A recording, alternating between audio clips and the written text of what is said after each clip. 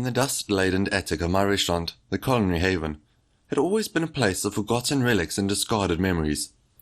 As I rummaged through old boxes and kitchen supplies, my fingers brushed across something different. Something unfamiliar.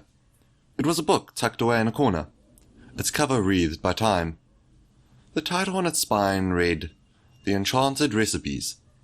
Curiosity pulled me closer, and I gingerly opened its pages. Inside I found a collection of recipes that were unlike anything I'd ever encountered. They spoke of ingredients I couldn't even pronounce, and techniques that seemed to blur the line of cooking. I couldn't resist the temptation to try one of these peculiar recipes.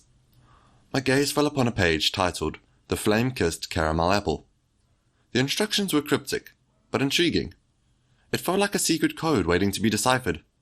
Hours passed as I followed the recipe with meticulous precision. I dipped the apple into a bubbling caramel mixture, and as I poured them out, a warm, ethereal glow enveloped them. The sweet aroma of caramelized apples filled the air, and I couldn't help but smile in wonder of what I had created. Just as I placed the beautiful glowing apples on a serving tray, the bell above the restaurant's front door chimed. I turned to see Mr. Reynolds, the feared food critic known for his discerning taste and sharp critiques, entering my restaurant. If all days it had to choose this one to visit. My heart raced as I approached the counter, the cookbook hidden beneath the cloth. Good afternoon, sir. I greeted him with a nervous smile. These are our specialized flame-kissed caramel apples, a unique creation we're experimenting with today. I served him a plate of caramelized apples, radiating their warm, otherworldly light. Mr. Reynolds raised an eyebrow, but took a bite. I held my breath, unsure of what his reaction would be. To my astonishment, a delighted expression crossed his face. Remarkable. It's unlike anything I've ever tasted. The flavors are extraordinary. Gratitude washed over me as Mr. Reynolds continued to savor each bite. His critical demeanor softened. As he left, he turned and said, Dear, you have a gift. This is the kind of innovation culinary world craves. You will hear from me very soon. As he walked out, the other customers in the restaurant exchanged impressed glances. I couldn't believe my luck. Perhaps this enchanted book held the key to turning my struggling restaurant into something truly special. But as I watched Mr. Reynolds' retreating figure, I couldn't help but wonder about the mysteries hidden within its pages. As weeks passed, my restaurant, the Culinary Haven, flourished. The success brought both joy and uncertainty. The cookbook, The Enchanted Recipes, had become my secret source of inspiration, my culinary magic wand. But as I experimented further with these recipes, I discovered that their effects weren't always as delightful as the flame-kissed caramel apples. Some brought unexpected consequences, like making couples fall deeply in love with one another, or unearthing long-forgotten memories of pain and regrets. I wrestled with the moral dilemma. Was it ethical to use these magical recipes to influence people's emotions and experiences through my cooking? The authenticity of my culinary skills was at stake, and I couldn't ignore the potential harm. One evening, as the restaurant bustled with diners enjoying enchanting dishes, a mysterious figure approached me, a hooded figure, their eyes shimmering with an otherworldly light, stood at the entrance of my restaurant.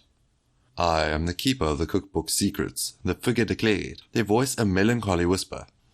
The enchanted recipes have been passed down through generations, bound to our town's culinary heritage. You have awakened their power.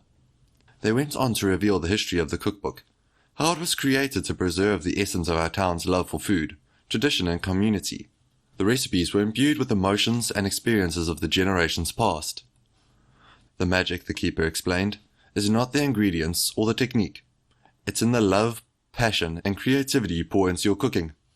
The cookbook merely amplifies what already within you. I stood there stunned. The keeper's words resonated with me, and I understood that I had a choice to make. With newfound clarity, I decided to use the cookbook recipe sparingly, valuing the authenticity of my own culinary skills and the emotional connection I forged with my customers. The restaurant continued to thrive, not because of magic, but because of the genuine love and passion I poured into every plate. As I looked around the smiling faces of the diner, I knew I had made the right decision. The Culinary Haven became a beloved, unique culinary destination, not because of the enchantments, but because it was a place where people could savor the true essence of food, tradition, and love. And so my journey with the enchanted recipes came to an end. But the legacy of our town's culinary heritage lived on, stronger than ever before, in the heart of my restaurant, with my decision to use the cookbook recipe sparingly, and cherished the authenticity of my own culinary skills. Life at the Culinary Haven took on a new and vibrant energy. I continued to create enchanting dishes, but now I use the cookbook's recipes as enchantments, like a chef adds the final flourish to a masterpiece. The restaurant brought people together, fostering a sense of community and tradition. Families celebrated birthdays, friends toasted to milestones, and couples shared romantic dinners. The cookbook, carefully guarded and used with care, remained a symbol of our town's love for food and tradition. The enchanted cookbook remained in my family, passed down through generations to remember the magical journey I had embarked upon. I continued to innovate and create, blending the cookbook's secrets with my own culinary intuition. My story, once known only to a few, inspired others to pursue their passion with dedication and creativity.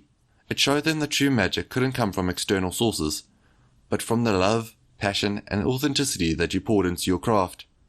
And so, the Culinary Haven thrived, not because of spells or incantations, but because it embodied the power of food, to bring people together, to create memories, and to celebrate the richness of life. It was a place where enchanting recipes met genuine heart, and where every dish told a story that transcended time and taste of the magic of the human spirit.